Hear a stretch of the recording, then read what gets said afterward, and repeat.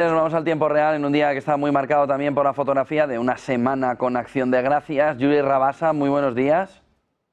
Muy buenos días, José, ¿qué tal? ¿Hasta qué punto va a marcarle al inversor esta semana más corta con ese día de acción de gracias, con el Black Friday y con la entrada de ese periodo, ¿no? Que prácticamente en Estados Unidos una parte de traders abandonan el mercado hasta mitad de diciembre prácticamente? Así es, más o menos hacia final de semana veremos unas caídas en la liquidez de los principales mercados, pero también empezarán a llegar datos sobre cómo va el consumo de ese Black Friday en Estados Unidos. No van a ser datos interesantes. Se adelantarán algo los datos de empleo esta semana en Estados Unidos, que saldrán el miércoles. Y quiero destacar también ese posible nombramiento. Parece que el nombramiento es de lo que será Scott Bessent como futuro secretario del Tesoro de Estados Unidos, porque ha generado ciertas dinámicas en el mercado en estas primeras horas de la semana que creo que son interesantes, ¿no? Parece que está trayendo algo más de pragmatismo al enfoque que puede tener Trump durante una campaña electoral en la que, bueno, pues puede prometer bajadas importantes de impuestos, puede prometer aranceles muy fuertes a China y demás, pero eso bajado a la parte práctica una vez que gobierna a partir del mes de enero, pues tenemos que ver en qué se concreta, ¿no?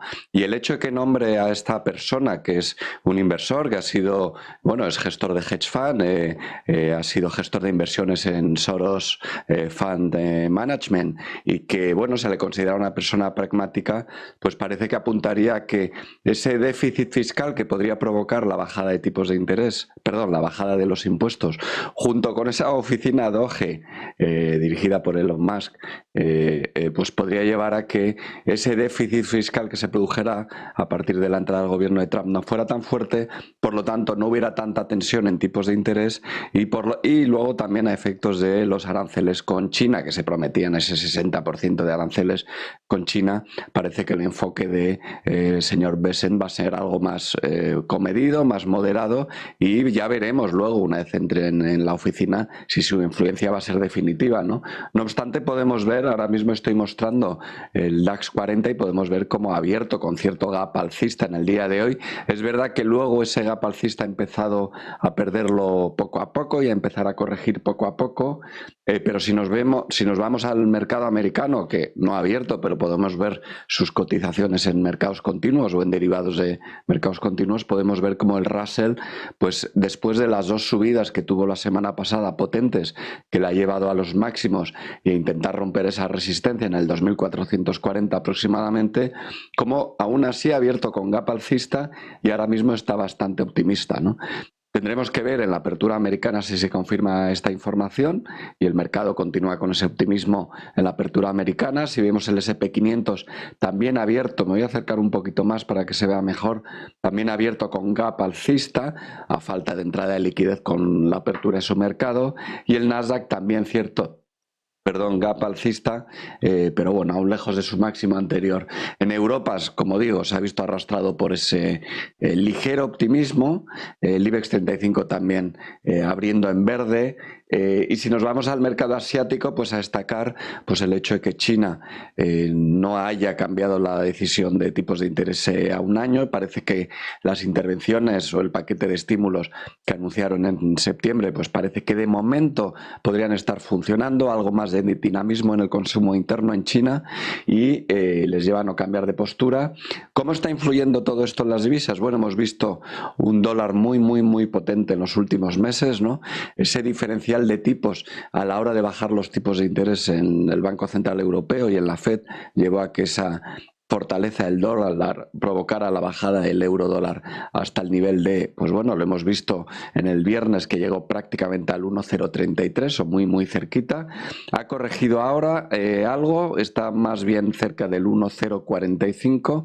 Posiblemente se modere esa fortaleza del dólar con el nombramiento, con estas expectativas del nombramiento de Scott Bessent, pero aún así ese diferencial de tipos va a seguir ahí, y eso respalda una tendencia alcista en el dólar americano, y podemos seguir viendo cómo el dólar index sigue fuerte, ¿no?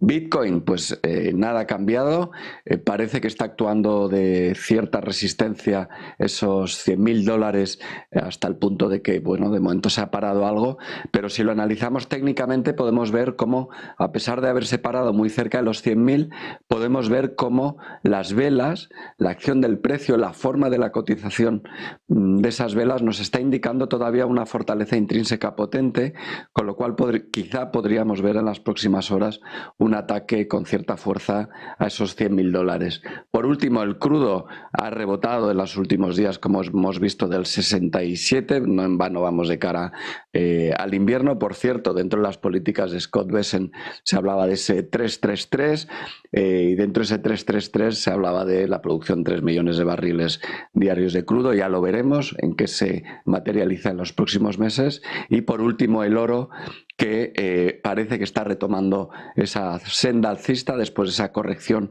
producida, en mi opinión, sobre todo por la fortaleza del dólar, pero el hecho de que la inflación todavía no esté ni mucho menos controlada, ni en Europa ni en Estados Unidos, pues todavía puede llevar al oro todavía a niveles más altos. Bitcoin, se esperaba del sábado al domingo los $100.000, no llegaron, sobre todo porque ha habido una venta importante. Decía algún entorno, ¿no?, de Twitter que la clave era Jim Cramer, que lo había agafado. ¿100.000 o no 100.000 y en el corto plazo? Yo creo que 100.000. Fíjate, como comentaba, me he acercado mucho más para que se vea en el gráfico, porque este tipo de vela, este martillo alcista, lo que nos indica es que el precio se intentó dar la vuelta, pero ha cerrado en las partes altas de la cotización intradía, ¿no?